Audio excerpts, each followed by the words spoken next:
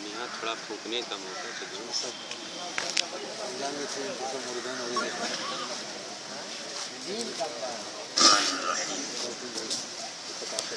الحمد لله نحمده ونستعينه ونستغفره ونؤمن به ونتوكل عليه ونعوذ بالله من شرور أنفسنا ومن سيئات أعمالنا من يهده الله فلا مضل له ومن يضلله فلا هادي له ونشهد أن لا إله إلا الله وحده لا شريك له ونشهد أن سيدنا ومولانا محمدا عبده ورسوله أما بعد عن عبد الرحمن بن أبي قراد رضي الله تعالى عنه أن رسول الله صلى الله عليه وسلم توضأ يوما فبدأ أصحاب رسول الله صلى الله عليه وسلم يتمسحون بوضوئه فقال ما يحملكم على ذلك فقالوا حب الله ورسوله فقال من سره أن يحب الله ورسوله أو قال من سره أن يحبه الله ورسوله فليصدق حديثه إذا حدث وليؤدي الأمانة إذا اؤتمن وليحسن جوار من جاوره أو كما قال عليه الصلاة والسلام. میرے محترم بزرگوں اور دوستوں، میں نے ابھی ایک حدیث آپ کے سامنے پڑھی جس میں ایک صحابی ہیں عبد الرحمن ابن ابی قراد رضی اللہ تعالی،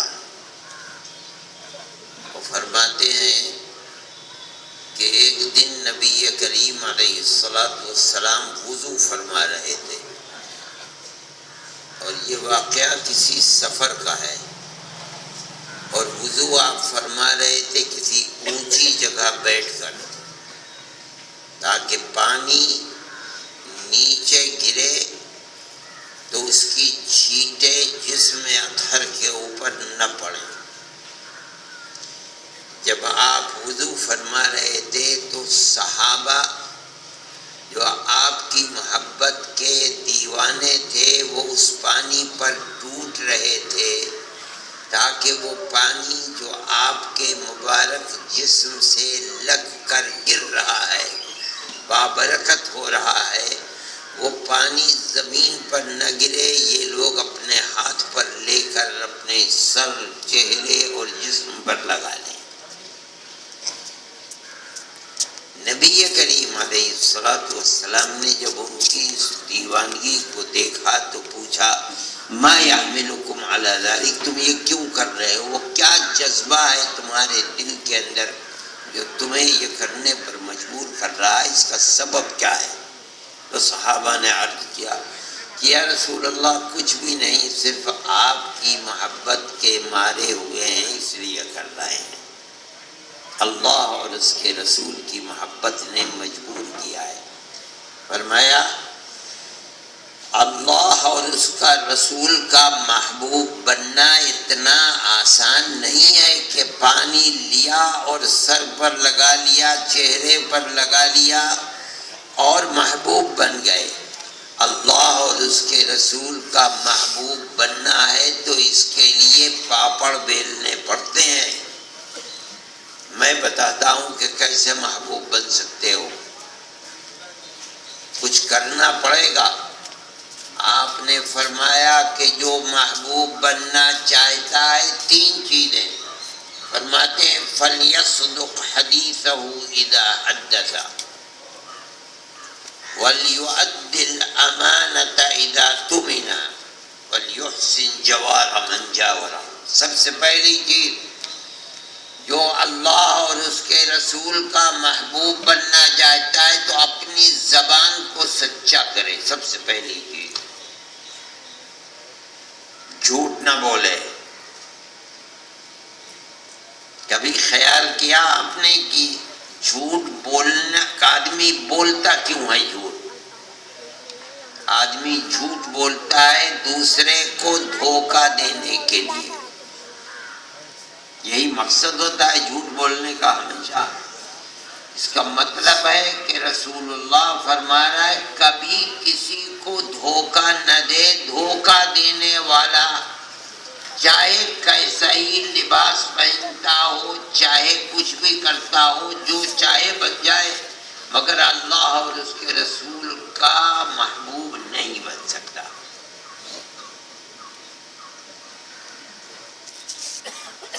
سب سے پہلی تعلیم آپ نے پھر آپ ذرا یہ فرمائیے، دیکھیے اس حدیث کے اندر آپ یہ نہیں فرما رہے ہیں کہ جو اللہ اور اس کے رسول کا محبوب بننا چاہتا ہے وہ کسی مسلمان کو دھوکہ نہ دے. یہ نہیں فرما رہے ہیں. مطلقاً فرماتے ہیں کہ جو محبوب بننا چاہتا ہے زمین و آسمان کے پیدا کرنے والے کا، رسول اللہ کا محبوب بننا چاہتا ہے، وہ اپنی زبان کو سچا کرے، چاہے اس کے سامنے مسلمان ہو، ہندو ہو، عیسائی ہو، یہودی ہو. یہ کوئی بحث نہیں کہ اس کا دھرم کیا ہو. اسے کبھی کسی کو دھوکہ نہیں دینا چاہیے، چاہے اس کے سامنے کوئی بھی ہو، مخاطب اس کا کسی بھی مذہب کا آدمی ہو، اس سے بحث نہیں. یہ تعلیم ہے رسول اللہ کی. آپ سے میں یہ بات اس لیے کہہ رہا ہوں کہ آپ جس مذہب کے ماننے والے ہیں وہ مذہب آپ کو سکھاتا کیا ہے. اور میں یہ کہتا ہوں ہر مذہب آدمی کو یہی سکھاتا ہے. کوئی مذہب یہ نہیں سکھاتا کہ دھوکہ دو، مارو، چوری کرو، ڈاکہ ڈالو، قتل کر دو. کوئی دنیا کا مذہب لانے والا آدمی ماننے والوں کو یہ تعلیم نہیں دیتا. آج تو ہندوستان کے اندر گیروے رنگ کے کپڑے پہن کر کے، گلے میں مالا ڈال کر کے مرد اور عورت اپنے مذہب کی تصویر پیش کرتے ہیں. مسلمان کو مار دو، قتل کر دو، دھرم کا پریورتن کر دو، انہیں 5ویں درجے کا شہری بنا دو. ایسی چیز پہ جیسے ان کے مذہب کی وہ ترجمانی کر رہے ہیں، مگر غلط ہے. میں کہتا ہوں دنیا کا کوئی مذہب دنیا میں ماننے والوں کو یہ تعلیم نہیں دیتا ہے. یہ تو محبت اور بات، ورنہ مذہب پھیل نہیں سکتا. پہلے دن آگ لگ جائے گی مذہب میں. مذہب دنیا کے اللہ کے بندے اپناتے ہی اس لیے ہیں کہ وہ مذہب پیار و محبت کا مذہب ہے. مرد بھی اس کو پسند کرتے ہیں، عورتیں بھی پسند کرتی ہیں، جنگلوں میں رہنے والے بھی پسند کرتے ہیں، شہروں میں رہنے والے بھی پسند کرتے ہیں. یہ رسول اللہ کی تعلیم ہے. دوسری چیز فرمائی اس کے اندر، پہلی چیز یہ ہے. دوسرا فرمایا وَلْيُؤَدِّ الْأَمَانَةَ إِذَا اؤْتُمِنَ. فرمایا جو اللہ اور اس کے رسول کا محبوب اگر بننا چاہتے ہو تم، تو دوسری چیز میں تمہیں ہر آدمی کے حق کو ادا کرو. امانت کو آدمی کھا لے، کسی کا حق چھین لے، کسی نے 5 پیسے رکھ دیے کہ میں آ کر لے لوں گا، اس کو کھا جائے، کسی کی زمین پر قبضہ کر لے، کسی کے گھر پر قبضہ کر لے، کسی کے سونے اور چاندی اور پیسے پر قبضہ کر لے اور کہے کہ میں اللہ کا محبوب ہوں، نہیں ہو سکتا. یہاں بھی وہی چیز ہے، آپ اس پر غور کریں. بالکل یہ نہیں ہے کہ مسلمان کے حق کو حق سمجھ، ہندو کے حق کو حق نہ سمجھ، کرسچن کے حق کو حق نہ سمجھ، اس کی امانت میں خیانت کر لے، یہودی کی امانت میں خیانت کر لے، لیکن مسلمان کی امانت میں خیانت نہ کرنا، یہ تعلیم نہیں ہے۔ چاہے دنیا کے کسی بھی مذہب کا ماننے والا ہے، رسول اللہ یہ فرما رہا ہے امانت کسی کا ہے، اس کے حق کو ادا کر۔ اللہ اور اس کے رسول کا محبوب گول ٹوپی پہن کر، لمبا کرتا پہن کر، ٹخنے سے اونچا پاجامہ پہن کر نہیں بنے گا۔ یہ وہ کردار ہے جس کو پیش کرے گا تو محبوب بنے گا، نہیں۔ قرآن کے اندر آیت نازل ہوئی، اللہ فرماتا ہے اپنے بندوں سے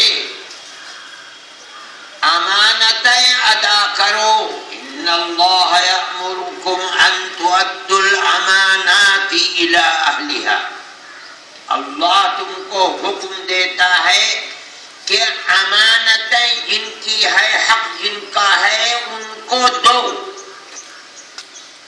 کسی کا حق مار کر مسلمان کہے کہ میں مسلمان ہوں پکا، غلط ہے، تو پکا مسلمان نہیں ہے۔ امانتوں کو ادا کرو، چاہے وہ امانتیں کسی کی بھی، اس سے کوئی بحث نہیں۔ یہ آیت اتری ہے، اس کا ایک واقعہ ہے، اس سے اس کے معنی واضح ہو جاتے ہیں، آپ اس کو سنیں۔ مکہ معظمہ میں ہجرت سے پہلے رسول اللہ صلی اللہ علیہ وسلم 13 سال ہجرت سے پہلے مکے میں رہے ہیں۔ کوئی ظلم و ستم ایسا نہیں تھا جو آپ پر اور آپ کے ماننے والوں پر نہ کیا ہو، مگر رسول اللہ نے اور ان کے ساتھیوں نے ہر ظلم کو برداشت کیا۔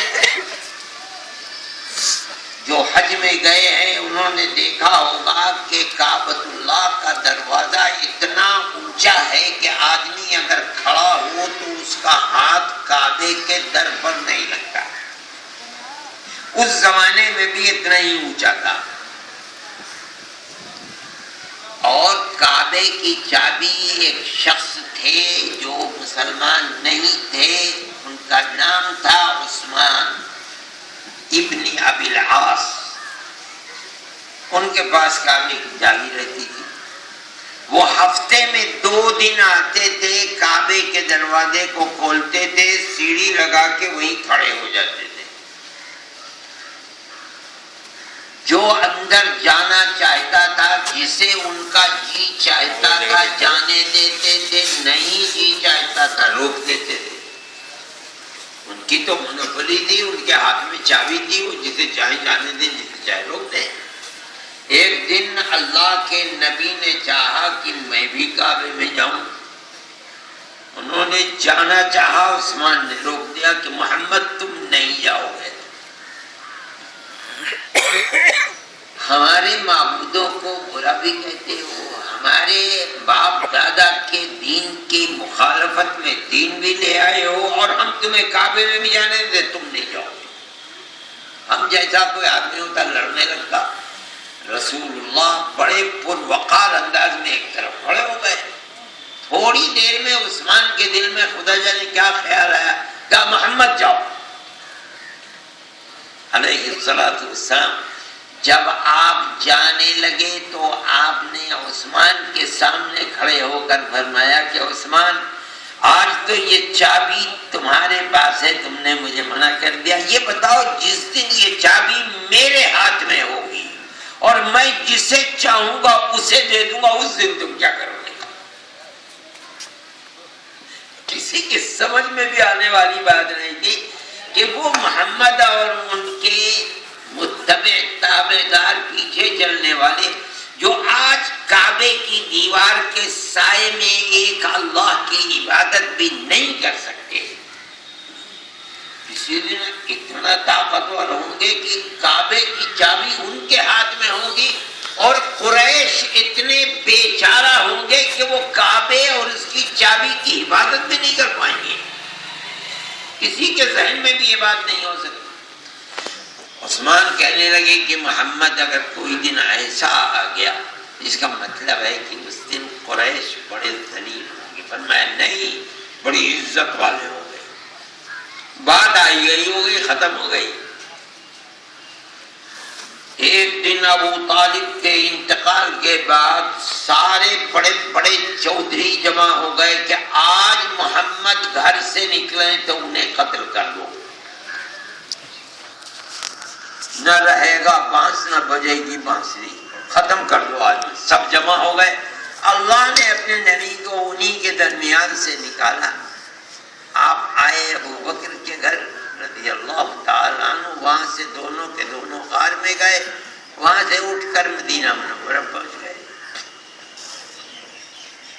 اب دیکھیے مدینہ منورہ میں 1 سال 2 3 4 5 6 7 8 سال گزرے۔ اب اللہ اپنے نبی کو حکم دیتا ہے کہ چلو اور چل کر مکے کو فتح کرو۔ یہ وہی نبی ہے جو 8 سال پہلے مکے سے آیا تھا، تو ایک آدمی اس کے ساتھ تھا، صرف ابو بکر۔ آج 8 سال کے بعد رسول اللہ مکے کو فتح کرنے کے لیے چلے ہیں۔ سارے سیرت لکھنے والے کہتے ہیں کہ 10,000 آپ کے اشارے پر جان دینے والے صحابہ آپ کے ساتھ تھے۔ دیکھیے کیسا انقلاب پیدا ہوا ہے، اسی تعلیم کا اثر ہے انقلاب۔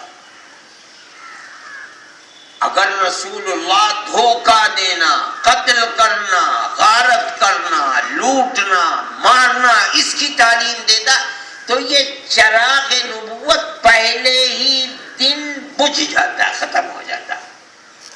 یہ جو آگ کی طرح جنگل کی پھیل رہا ہے صرف 8 سال کے اندر،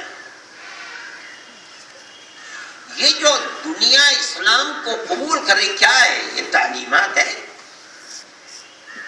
اب نبی کریم علیہ السلام تشریف لے گا اور چٹکی بجاتے بجاتے مکے کو فتح کر لیا۔ اچھا، فتح فرمانے کے بعد اب مفسرین لکھتے ہیں کہ آپ نے فرمایا جاؤ عثمان سے چابی لے کر کے آؤ۔ اب آپ کا قاصد عثمان کے بعد گیا، عثمان نے کہا میں چابی نہیں دوں گا، میں خود چلوں گا، اپنے ہاتھ سے محمد کو چابی دوں۔ ابھی تک ایمان نہیں لائے ہیں، نہیں صلوات والسلام۔ جناب رسول اللہ صلی اللہ علیہ وسلم نے وہ چابی عثمان کے ہاتھ سے لی اور کعبے کے دروازے کو کھولا۔ آپ کے ساتھ 1 یا 2 آدمی ساتھ گئے، باقی دروازے کو بند کر دیا۔ کعبۃ اللہ کے در و دیوار کو آپ نے اپنے مبارک ہاتھوں سے دھویا، اس کے بعد باہر نکل کر آئے۔ 10,000 صحابہ موجود ہیں اور ان میں بڑے بڑے صحابہ، ابو بکر جن کا رتبہ اس امت میں نبی کے بعد سب سے پہلا رتبہ ہے، عمر ہیں، عثمان ہیں، علی ہیں، آپ کے چچا ہیں عباس، علم کا گھر عبداللہ ابن مسعود ہے، اور ہر آدمی اپنی گردن اٹھا کر کے اور یہ تمنا کر رہا ہے کاش کہ آج رسول اللہ کے گھر کی چابی اپنے مبارک ہاتھوں سے مجھے عنایت فرما دے۔ قیامت تک میرے لیے فخر کی چیز ہوگی اور دنیا یہ کہا کرے گی کہ فتح مکہ میں رسول اللہ نے عثمان ابن ابی العاص سے چابی لے کر کے مجھے دی تھی۔ ایسے وقت میں اللہ نے اس آیت کو اتارا نبی پر، ان اللہ یامرکم ان تؤدوا الامانات الی اہلہا، اللہ تم کو حکم دیتا ہے اے محمد اور اے محمد کی امت، حکم دیتا ہے کہ امانتیں جن ہاتھوں سے لی جائیں گی انہی ہاتھوں کو واپس کی جائیں گی۔ یہ صحیح ہے کہ عثمان مومن نہیں ہے، مسلمان نہیں ہے، ٹھیک ہے، حق تو ان کا ہے جن کے ہاتھ سے لی ہے۔ ابو بکر کا مرتبہ امت میں سب سے بڑا مرتبہ ہے، صحیح ہے، لیکن یہ نہیں ہو سکتا کہ کسی کا حق لے کر ابو بکر کو دے دیا جائے. جس کے ہاتھ سے لیے اسی کو واپس کرو. رسول اللہ نے یہ آیت پڑھ کر سنائی صحابہ کو اور اپنے مبارک ہاتھوں سے عثمان اس وقت تک ایمان نہیں لائے. عثمان کے ہاتھ میں دی اور حدیث میں آتا ہے کہ اعلان کیا کہ قیامت تک یہ چابی عثمان ہی کے ہاتھ میں رہے گی. جو لے گا ظلم کرے گا اس کے لیے بد دعا فرمائی آپ نے. آج تک اسی خاندان میں چابی آتی ہے. 1400 سال گزر گئے.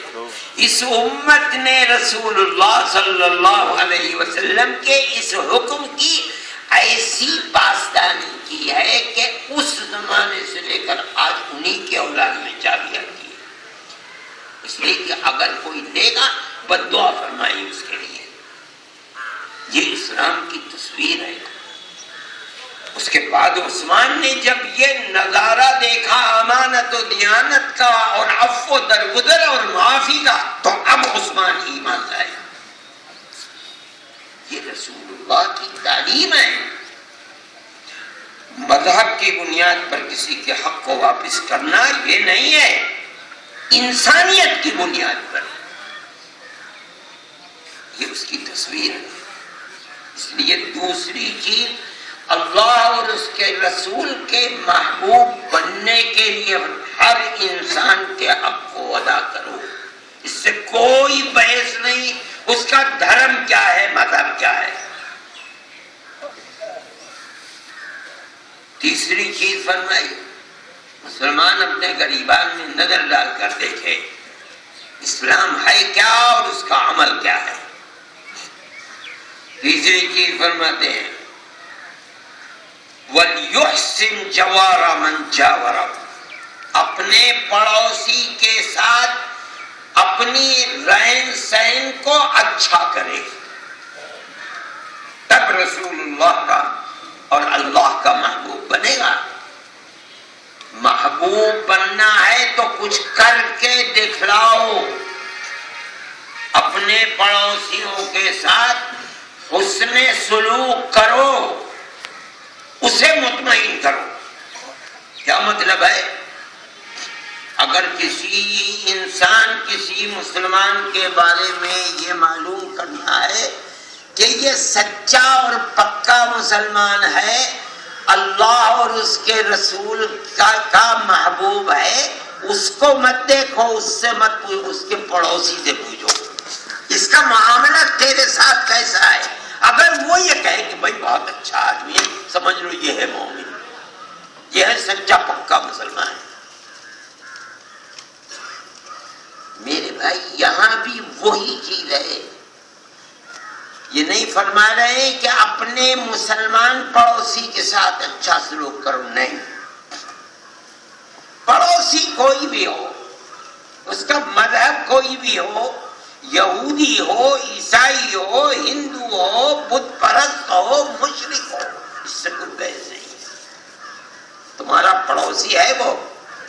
اگر تم یہ چاہتے ہو کہ تم قیامت کے دن اور اس دنیا میں اللہ اور اس کے رسول کے محبوب بنو اور کل قیامت کے دن رسول اللہ محبت کی وجہ سے تمہاری شفاعت کرے، تم کو اللہ کی رحمت میسر ہو، تو تمہیں اس دنیا کے اندر اپنے پڑوسی کے ساتھ اچھا سلوک کرنا ہوگا، قطع نظر اس کے کہ اس کا دھرم اور مذہب کیا ہے. یہ رسول اللہ کی تعلیم ہے. کہاں تک کرو یہ بھی تشریح فرمائی ہے. دوسری حدیث کے اندر فرماتے ہیں اگر وہ تجھ سے مانگے تو تو اس کو دے. وَإِذَا اسْتَنصَحَكَ نَصِحْتَهُ، کہے کوئی نصیحت کر دو تو نصیحت کرو. اگر وہ مانگے تو اس کو تو دے. اگر وہ ننگا ہو تو اس کو کپڑے پہنا. وَإِذَا مَاتَ شَيَّعْتَهُ، اگر مر جائے تو یہ نہیں ہے کہ اپنی دکان کو اٹھایا، چابی کو اٹھایا جا کے دکان پر بیٹھ، نہیں، جہاں تک چاہتا ہے، چاہے قبرستان چاہے کسی دریا پر جا، اس کے ساتھ شیعتہو۔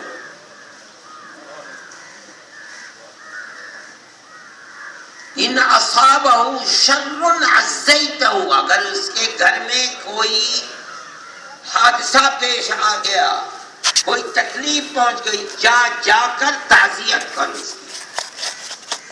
اور اگر کوئی خوشی ہے، فرماتے ہیں حنتہ، یہ نہیں ہے کہ صاحب اس کے یہاں شادی ہوئی تھی نا، ہمیں کارڈ تو بھیجے ہی نہیں، ہم نہیں جائیں گے، فرمایا نہ، ان اصابہ خیر حنتہ، اگر اس کے یہاں کوئی خوشی ہو، چاہے اس کا مذہب کچھ بھی ہو، اس نے بلایا نہیں بلایا، دولت مند ہے، فقیر ہے، رکشا چلانے والا ہے، یہ فرماتے ہیں جا کے مبارکبادی دے اس کو، اس کا مذہب اور دھرم کیا ہے، کوئی اس سے بحث نہیں ہے۔ پھر آخر میں فرماتے ہیں وَلَا تَرْفَعْ جِدَارَكَ فَوْقَ جِدَارِ جَارِكَ فَتَسُدَّ رِيحَهُ، خدا نے تجھے دولت دی ہے اور وہ غریب اور فقیر ہے، فرماتے ہیں اپنے گھر کی دیوار کو اتنا اونچا نہ کر کہ تیرے پڑوسی کی ہوا اور روشنی رک جائے۔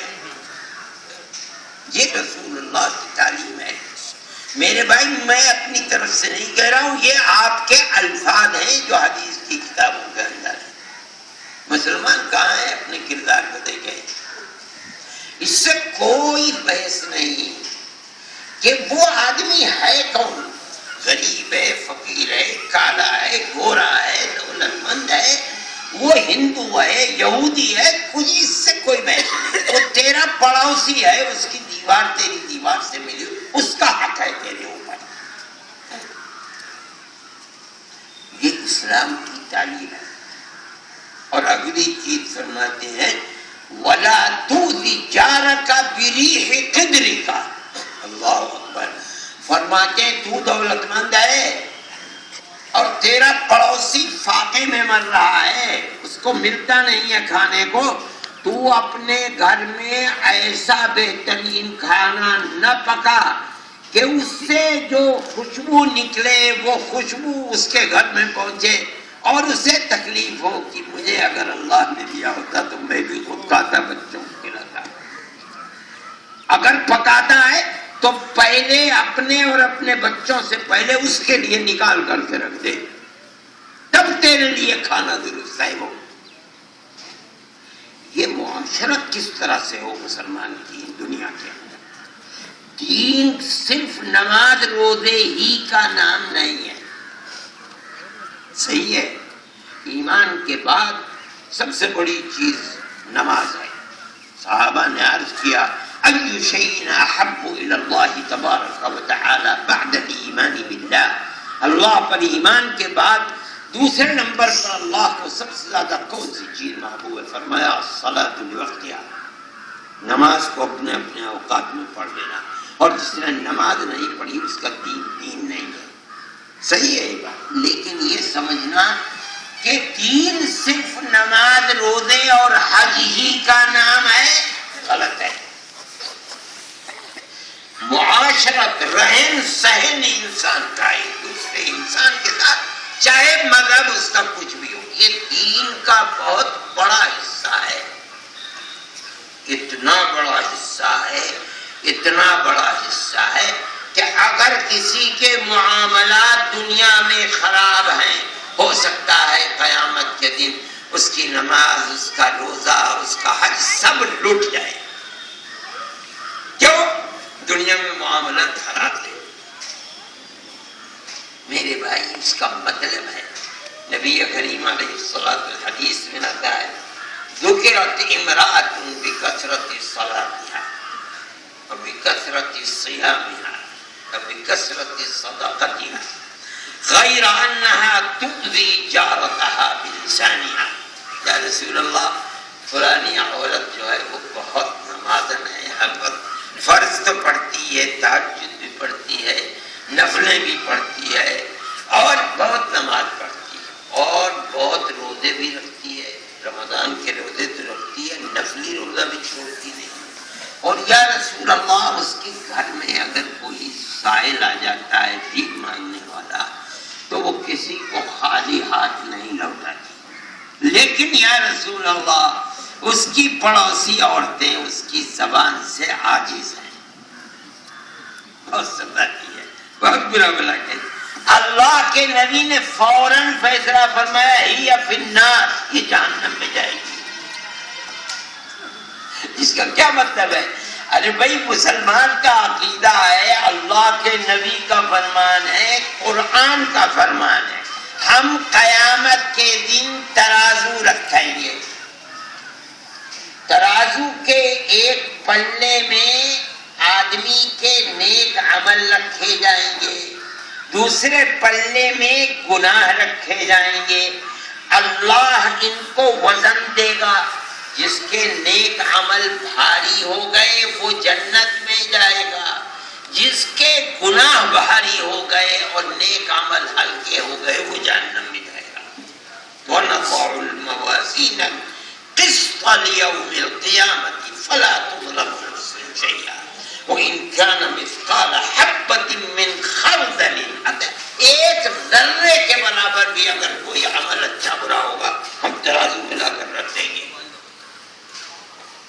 اس کا مطلب یہ ہوا کہ اس کی نمازیں، اس کے روزے، اس کے صدقے ایک طرف رکھے جائیں گے، اور یہ جو پڑوسن کو اپنی زبان سے ستاتی ہے، برا بھلا کہتی ہے، یہ گناہ دوسرے پلے میں رکھا جائے گا۔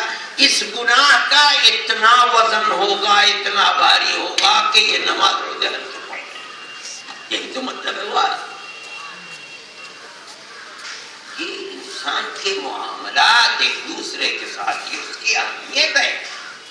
اور اسی حدیث میں آتا ہے کہ یا رسول اللہ فلانی عورت جو ہے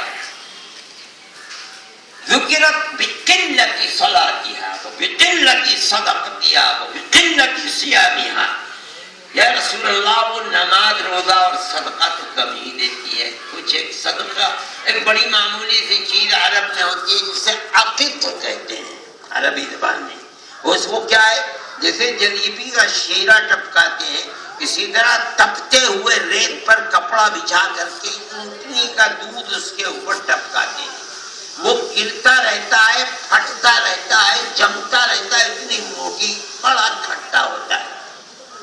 وہ گھر گھر میں ہوا کرتا تھا، آج بھی ملتا ہے، کہیں دیہاتوں میں ملتا ہے، وہ دے دیتی ہے کسی کو اگر ہوتا ہے۔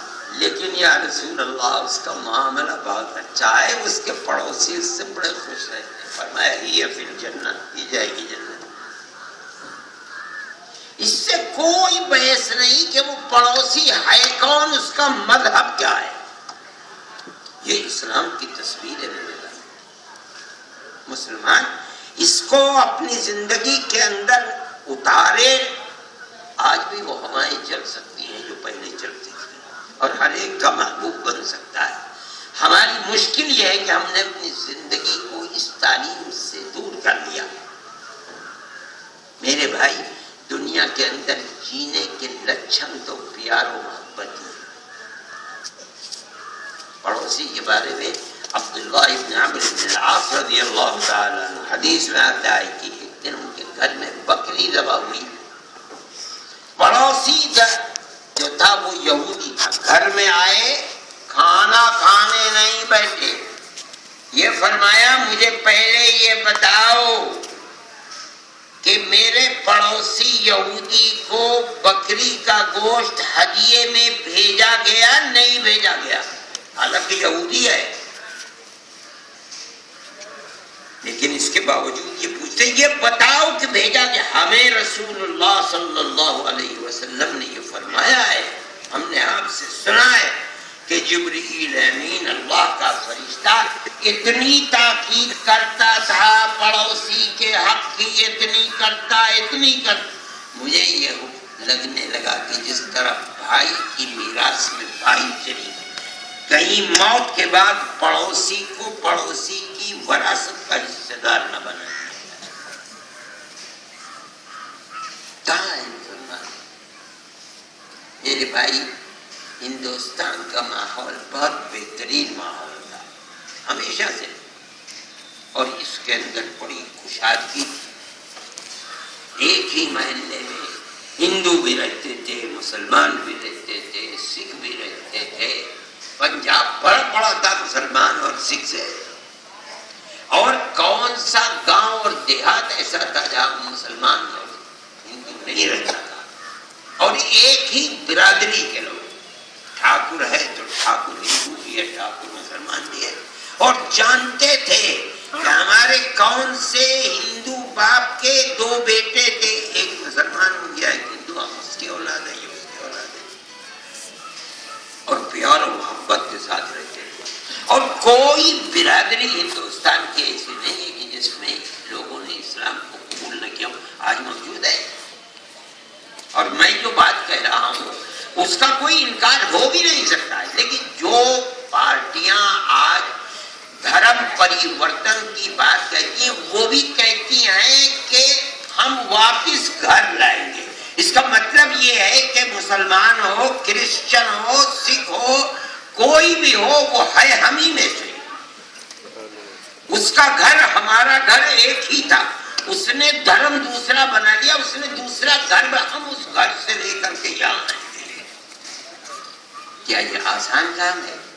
20 کروڑ مسلمان کو آپ یہ چاہیں کہ وہ اپنے مذہب کو، جس پر اس نے اپنے ماں باپ کو دیکھا ہے، اس کا دل مطمئن ہے، وہ کون مائی کلالے کس میں دل گرتا ہے کہ 20 کروڑ مسلمان اور 4 کروڑ عیسائیوں کو لے کر کے اور ان کا دھرم پریورتن کرا دے گا۔ لیکن گلی گلی، کوچے کوچے مارے جائیں گے، خون بہے گا، قتل و غارت گری ہوگی، اور ساری دنیا میں ہلچل مچے گی، اس کے سوا اور کچھ بھی نہیں ہے۔ ہم یہ سمجھ رہے ہیں کہ جو کچھ کہا جا رہا ہے وہ ملک کے اندر بد امنی پیدا کرنے کے لیے کہا جا رہا ہے، جس کے اندر نہ اقلیت کا بھلا ہوگا، نہ اکثریت کا بھلا ہوگا، نہ کاروبار چلے گا، نہ فیکٹریاں چل پائیں گی، اور ملک میں آگ لگ جائے گی۔ اور جب ایک مرتبہ آگ لگ جائے گی، اس آگ کا بجھانا آسان کام نہیں ہوگا۔ دیکھو اپنے دائیں بائیں کیا ہو رہا ہے، کون ہے جو اس آگ کو بجھا لے گا؟ اس لیے جمعیت علماء کا یہ پیغام ہے کہ پیار و محبت کو پیدا کرو، اور مسلمان کو اس میں آگے بڑھنا چاہیے، اس لیے کہ رسول اللہ کی تعلیم مسلمان کے لیے یہ علم ہے۔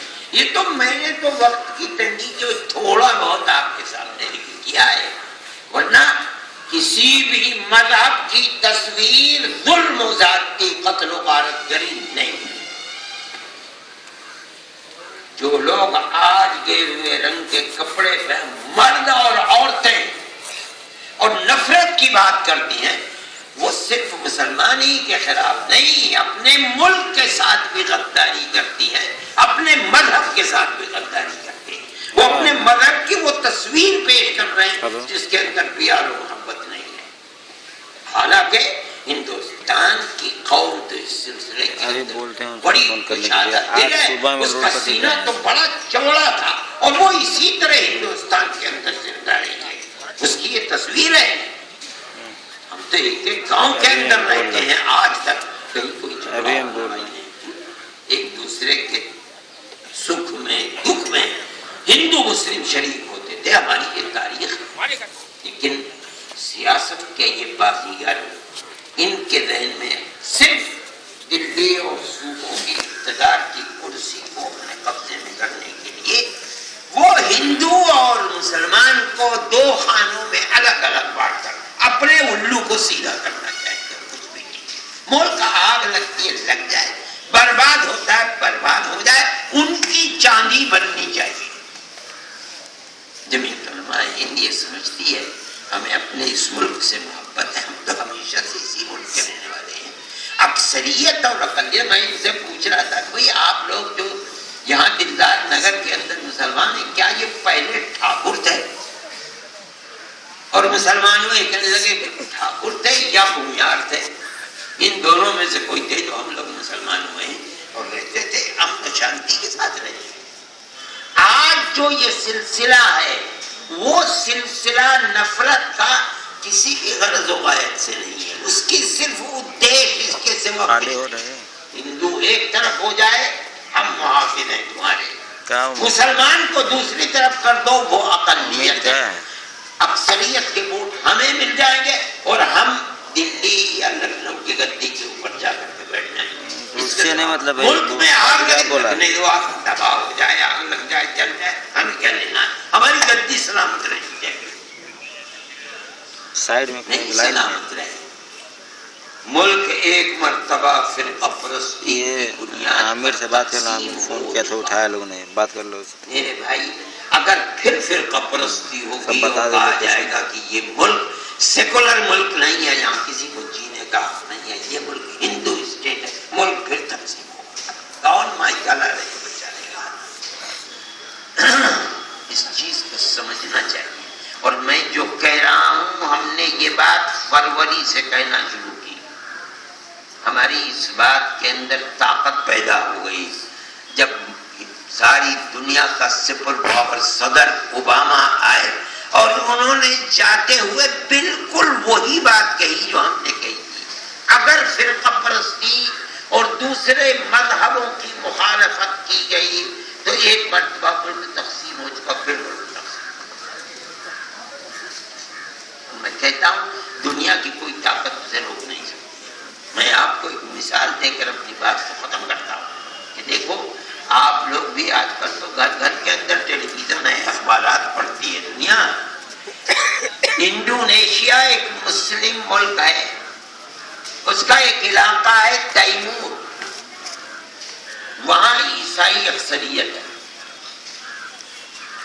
ساری دنیا کے عیسائی ملکوں نے، یورپ اور امریکہ نے مل کر کے صرف وہاں تھوڑے سے عیسائیوں کی وجہ سے انڈونیشیا کو تقسیم کرا دیا اور ملک کے اندر وہ حصہ عیسائی ملک بن گیا۔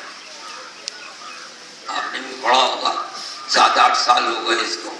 اس کے بعد افریقہ کے اندر سوڈان ایک مسلم ملک ہے، اس کے جنوبی حصے کے اندر ایک جگہ عیسائی کی اکثریت ہے، سارے یورپ اور امریکہ نے مل کر کے تقسیم کرا دیا، ان کا ملک الگ ہو گیا۔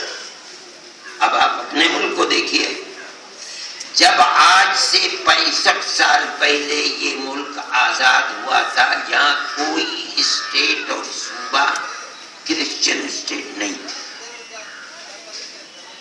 آج ملک کو آزاد ہوئے 70 سال ہے، ہمارے ملک کے اندر 4 اسٹیٹ مشرقی آسام سے کاٹ کر ناگالینڈ، میزورم، میگھالیہ، اروناچل، یا تو یہ اسٹیٹ مکمل عیسائی ہیں یا عیسائی اکثریت کی۔ کیرلا کے اندر بڑی بھاری تعداد ہے عیسائیوں کی۔ اب بوڈو لینڈ اسی طرف چل رہا ہے۔ کون مائی کا خیال ہے کہ ملک ہندو اسٹیٹ بن جائے اور یہ ملک تقسیم نہیں ہو، یہ چاروں ایک جگہ ملی ہوئی ہیں۔ اگر ملک ہندو اسٹیٹ بنے گا، دنیا کی سپر طاقت مل کر کے اور ہندوستان ناک رگڑے گا ان کے سامنے اور تقسیم کر کے اس رشتے کو الگ کرے گا۔ کون ہے بھائی قرار روکنے کا؟ اگر ملک بچ سکتا ہے تقسیم سے تو صرف اتحاد اور پیار اور محبت کے ساتھ۔ وہ کیا ہے؟ سیکولرزم۔ کیا؟ حکومت کا کوئی مذہب نہیں، رہنے والی پرجا جس کا جو جی چاہے مذہب اپنائے، ہر شخص اپنے مذہب کو اپنانے میں آزاد، بغیر اس کے ملک نہیں چلے گا۔ ہمارا یہی ماننا ہے۔ ہم یہ سمجھتے ہیں کہ ملک کے اندر یہ سمجھنا کہ ہر ہندو فرقہ پرست ہے، غلط ہے۔ ہندو سمجھدار ہے، چاہتا ہے کہ ملک کے اندر پیار و محبت پیدا رہے۔ ابھی بہار میں جھگڑا ہو گیا، آپ نے بھی سنا ہوگا، 40-50 مکانات کو آگ لگا دی مسلمانوں کی، ایک لڑکی اور لڑکے کا جھگڑا تھا۔ لیکن میں جو بات کہہ رہا ہوں یہ کہ اسی گاؤں کے اندر ایک عورت نے اپنے گھر کے اندر 12 مسلمانوں کو رکھ کر ان کی جان بچائی۔ ہر جگہ فسادات کے کے اندر یہ چیز مظفر نگر میں فساد ہوا. ایک گاؤں کے پردان نے بندوق لے کر کھڑا ہو گیا, اس کے اپنے مکان کے اندر 150 مسلمان مرد عورت اور بچوں کو اس نے پناہ میں رکھا. جب حالات میں ذرا سر قدرت نکال کر کے اس نے باہر کر دیا. یہ تو ایک ٹولی ہے جو سیاست زدہ ہے اور وہ ملک کے اقتدار کو اپنے قبضے میں لینا چاہتی ہے. وہ آگ لگا رہی ہے. میرے بھائی, آگ کو آگ سے نہیں بجھایا جا سکتا, یہ ایک ضابطہ ہے. اسی طرح فرقہ پرستی کو آپ فرقہ پرستی سے نہیں مٹا سکتے. اگر آپ فرقہ پرستی کو مٹا کر ملک کو امن و امان کا ملک بنانا چاہتے ہیں, یاد رکھیے پیار و محبت کو آگے بڑھانا ہوگا, تب آپ اپنے ملک کی حفاظت کر سکیں گے. اور اگر نہیں, خدا نہ خواستہ, تو نہ اکثریت چین سکون کے ساتھ رہ پائے گی, نہ اقلیت چین سکون کے ساتھ رہ پائے گی. ہم تو صرف یہی بات کہتے ہیں, ہم لوگ سیاسی لوگ نہیں ہیں. ہم نہ پارلیمنٹ کی سیاست کے دروازے پر پھٹکتے ہیں, نہ اسمبلی کی. ہمارا نہ کوئی کینڈیڈیٹ کھڑا ہوتا ہے, نہ جمعیت علماء کسی پارٹی کی حمایت کرتی ہے. ہم نہیں کرتے, ہم سیاسی لوگ نہیں ہیں. ہم تو صرف یہ سمجھتے ہیں کہ ملک میں اگر فرقہ پرستی رہے گی تو کوئی بھی مذہبی اقلیت اپنے مذہب میں آزاد نہیں رہ سکتی. اور ہم یہ چاہتے ہیں کہ ہمارا مذہب زندہ رہے, ہمارا جینا اور مرنا اپنے مذہب ہی کے لیے. ہم یہ چاہتے ہیں اے اللہ ایمان پر ہمیں زندہ رکھو, ایمان کی طرف رکھو. میرے بھائی, میرا صرف یہی کہنا ہے, رسول اللہ کی اس تعلیم کو آپ دیکھیں, اپنی زندگی کے اندر اتاریں, اور آپ جہاں ہیں ایک ایک آدمی دوسرے سے پیار و محبت کرے. اس سے کوئی بحث نہیں اس کا دھرم کیا ہے. اپنے سکھ کے اندر شادی بیاہ میں ان کو دعوت کو شریک کرو. ان لوگوں کو چاہیے کہ جیسے آج سے 100 150 200 سال پہلے وہ مسلمانوں کو شریک کرتے تھے, اپنے سکھ میں شادی بیاہ میں شریک کریں. آپ کو پتا چلے کہ کہیں کوئی دکھ ہوا ہے, آپ اس کے گھر جائیے, اس کو دلاسا دیجیے, اس کے دکھ میں شریک رہیے, اس کے غم کو غلط کیجیے. میں ارباب مدرسہ سے کہتا ہوں کہ اپنے مکتب کے اندر سال میں 1-2 مرتبہ ایسے فنکشن کرو جس کے اندر دیہات اور شہر کے جو امن پسند لوگ ہیں ان کو بلاؤ. کل سویرے سویرے تو چلا جائے گا, آج ہی ان کو بتلاؤ کہ تم کر کیا رہے ہو, بچوں کو پیش کرو, ان کو یہ بتاؤ کہ کیسی تعلیم دے رہے ہو, انسانیت کی تعلیم دے رہے ہو. رسول اللہ کی اس تعلیم کو بچوں کی زندگی کے اندر اتارو, ان کو دکھلاؤ, اس سے قربت پیدا ہو. یہ نہیں کہ آپ مدرسے میں بیٹھے ہیں اور اس کے دروازے سب کے لیے نہ کسی کو آپ بلاتے ہیں نہ کسی کو بتاتے ہیں. ساری دنیا کہہ رہی ہے کہ دہشت گرد ہیں, دہشت گرد ہیں, دہشت گرد ہیں, دہشت گردی سکھلاتے ہیں, دہشت. یہ دیوار کھڑی ہے, آپ نے اس دیوار کو گرانے کے لیے کیا کیا؟ کچھ تو کیا نہیں. وہ دیوار تو اسی طرح گرے گی کہ وہ کہتے ہیں دہشت گرد ہیں. آپ بلائیے, دکھلائیے, بیٹھائیے, محبت کا پرچار کیجیے. انہی میں سے دنیا کھڑے ہو گئے جھوٹ بولتے ہو. ہم جانتے ہیں مدرسوں کو, ہم سال میں 2-3 مرتبہ جاتے ہیں, دروازے کھلے ہوئے ہیں, وہ پیار و محبت کا سبق دیتے ہیں, مسئلہ حل ہو جائے گا. ناکام کرنا فرقہ پرستی کا اس ہندوستان میں خاص طریقے پر رہنے کے لیے سب سے پہلا فرض ہے, ہندو پر بھی مسلمان کے اوپر بھی. اور میرے بھائی وہ تو اسی طرح ہوگا جو پہلی تاریخ ہے مسلمان اور ہندو, اس تاریخ کو زندہ کرو, تب جو لوگ اٹھا رہے ہیں یہ پہاڑ وہ ناکام ہو پائیں گے. اور نہیں تو میرے بھائی ملک چلے گا اور پانی ڈالنے والے میسر نہیں.